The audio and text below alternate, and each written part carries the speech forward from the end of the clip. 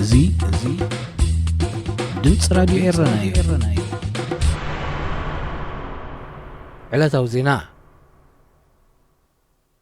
ኤርትራ ተጠቃሚት አቶሚካዊ ጸዓት ንምዃን ዝኽእላ ስምምዕ ምስ ትካል አህጉራዊ አቶሚካዊ ጸዓት ስምምዕ ፈሪማ እቲ ስምምዕ ብዕለት 19 መስከረም ዝተፈረመ ክኸውን ከሎ ብወገን ኤርትራ አቶ ዓብድልቃድር በክሪ ሓምዳን ብወገን አህጉራዊ ትካል አቶሚካዊ ጸዓት ከዓ ምክትል ዳይሬክተር ጀነራል ትካል ዳዙ ያንግ ክታሞም ከፍ ዘንበሩሉ ተገሊጹ።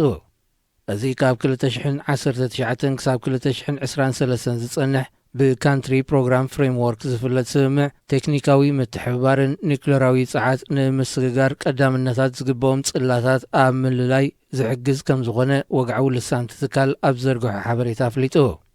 ቀንዲ ዕላማ አህጉራዊ ትካል አቶሚካዊ ጸዓት ኣብ ምዕባል ዝርከባ ሃገራት ንህንጸት ሃገር ዘድልየን መደባትን ሸቶታትን ኣብ ምልላይ ዝሕግዝ ምዃኑ ዝግለጽ። ኣብዚ ስምምዕ ብወገን ኤርትራ ቀንዲ ኣተኩሮ ተዋሂብዎ ዘሎ ኒውክሌራውን ናይ ጸርጊ ወይ ራዲሽን ድሕነት፣ መግብን ሕርሻን፣ ሰብኣዊ ጥዕና፣ ምምሕዳር ሃብቲ ማይ፣ መደባት ጸዓት ከምኡውን ኣከባቢያዊ ማያትን ገማግም ባሕርን ምዃኖም ኣብቲ ጋጣሚ ተገሊጹ። ኤርትራ ካብ 2002 ዓ.ም ኣትሒዛ ኣባል ኣህጉራዊ ትካል አቶሚካዊ ጸዓት ምዃና ይግለጽ። ኢትዮጵያን ሕቡራት ኢማራት ዓረብን ንዝጸንሐን ወተሃደራዊ ምትሕግጋዝ ብዝለዓለ መልክዑ ክቕጽሎ ኣብ ስምምዕ ተበጺሑ። ማዕከናት ዜና አቡዳቢ ብዝህብኦ ዘለዋ ሓበሬታ መሰረት እቲ ምሕዳስ ስምምዕ ኢትዮጵያዊ ሓለቓ ስታፍ ሰራዊት ጀነራል ኣደም መሐመድ ምስ መዘኑ ሌተናል ጀነራል ሓማድ መሐመድ ታኒ ኣሩማይቲ ናይ ኢማራት ኣብ ዝተራኸብሉ ጋጣሚ ምዃኑ ተገሊጹ።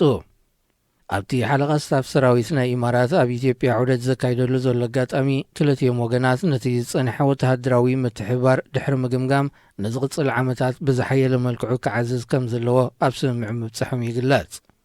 ቀዳማይ ሚኒስትር ኢትዮጵያ ኣብ ሰነ 2018 ስልጣን ድሕሪ መሓዙ ኣብ ወርሑ ናብ አቡዳቢ ብምኻድ ምስ ሼክ መሐመድ ቢን ዛይድ ዝርከቦም ላዕለዎት ኣዘዝቲ ሰራዊት ሃገር ርክብ ምክያዱ ዝዝከር እዩ።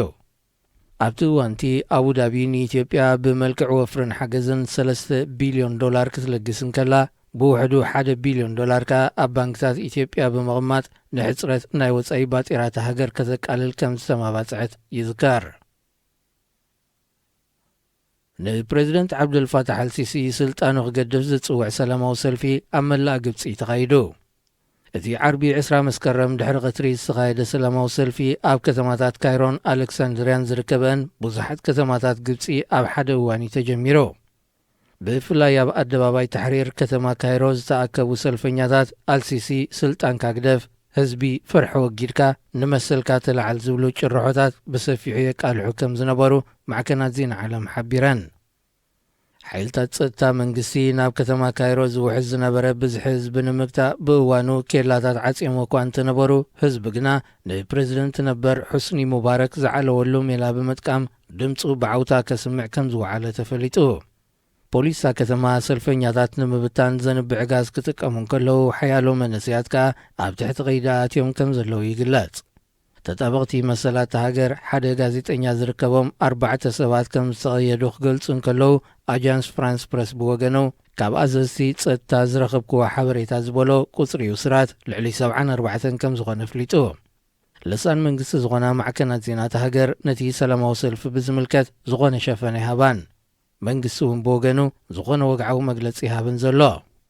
ብወተሃደራዊ ዕልዋ ስልጣን ድሕሪ ምጭባጡ ፕሬዚደንታዊ ምርጫ ብሸፈጥ ከም ዝተዓወተ ዝነገረሉ አልሲሲ ነቲ ሃገር ካብ ሑስኒ ሙባረክ ብዝኸፍአ ውልቀ ምልካዊ ገዛዝኣ ብምሓዝ ንህዝብን ቁጠባን ሃገር ረሚስዎም ከም ዘሎ እዩ ዝግለጽ። ክቡራት ሰማዕትና ዜና ኣብዚ ተፈጺሙሎ። ዝቕጽል ትሕሶና ብዮናታን ሃብተ ዝዳሎ ናይ መዘናግዒ መደብ እዩ። ሰናይ ምክትታል። እዚ ድምጽ ራዲዮ ኤረናዩ